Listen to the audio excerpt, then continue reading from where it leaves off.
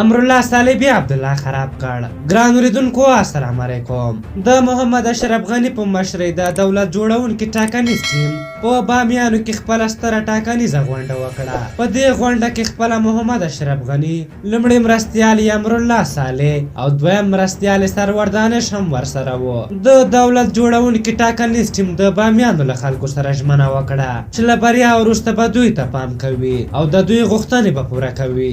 د دولت جوړونکي ټاکنیز ټیم لومړي مرستیال امرالله صالح د نورو خبرو ترڅنګ په ډاکټر عبدالله هم نیوکه وکړه چې پروګرام نه لري او په غونډو بحثونو کې یوازې ټوکې او کیسې کوي. نوموړي له خلکو وغوښتل چې د ټوکو او کیسو ټیم ته دې رایه نه ورکوي بلکې هغه ټیم ته دې رایه ورکړي چې برنامه لري او افغانستان له دې بحران څخه ژغورلی شي. دوی یادولو ده چې امرالله صالح چې په تېرو ټاکنو کې د ډاکټر عبدالله نږدې ملګری و دا ځل د محمد اشرف غني په ټاکنیز ټیم کې لومړی مرستیال دی. نوموړي په دې وروستیو کې د کابل په شمالي ولسوالیو کاپیسا او پروان کې څو سترې غونډې هم وکړې چې خلک یې د محمد اشرف غني په مشرۍ د دولت جوړونکي ټیم ته د رایې ورکولو په خاطر راوبلل. صالح څو ورځې مخکې د ډاکټر عبدالله د هغې مناظرې په اړه چې اشرف غني پکې له ګډون انکار کړی و ویلي و چې دا د ولسمشر ډېر پر ځای پرېکړه وه چې په مناظره کې ګډون ونه کړ او عبدالله ته یې فرصت ورکړ چې له ټوکو ټکال ورهاخوا خپل پروګرامونه له ولس سره شریک کړي.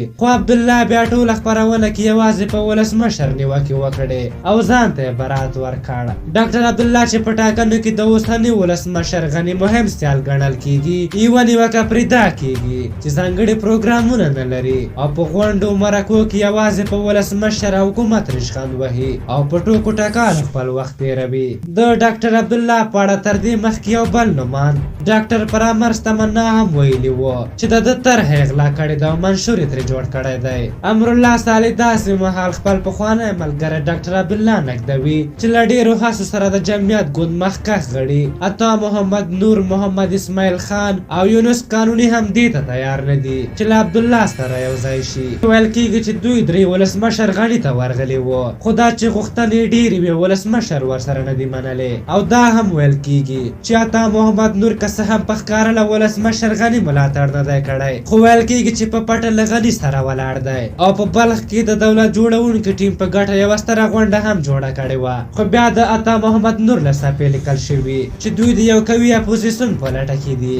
او په دغه ټاکنو کې له چا ملاتړ نه دی کړی. په هر حال تاسو د امرالله صالح د خبرو په هکله څه نظر لرئ؟ خپل نظرونه مو راته په کومنټ کې ولیکئ. که زموږ ویډیو مو خوښه شوې وي ضروري لایک کړئ. تر بلې ویډیو مو پالئ او بخښونکي خدای سپارم. د الله په امان.